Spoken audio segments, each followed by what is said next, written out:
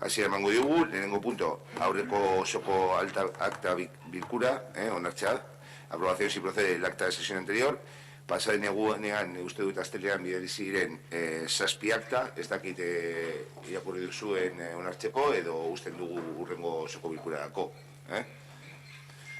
Digo que el lunes se remitieron 7 actas correspondientes a una serie de plenos. Entonces, si por un lado se podrían aprobar bien, si no lo dejamos para la sesión ordinaria del mes de noviembre. Sí, Oiane. Gure partez, hobeto usten badugu azarorako. Pasaden egunean, aurreko osoko bilkuran esan genuen, kezkagarria zela aktak egunerateba ez izatea, eta, eskerrak emain nahi dizuegu, arazo hori konpontzeko eta ja eguneratuak izateagatik. Decía que por nuestra parte mejor si las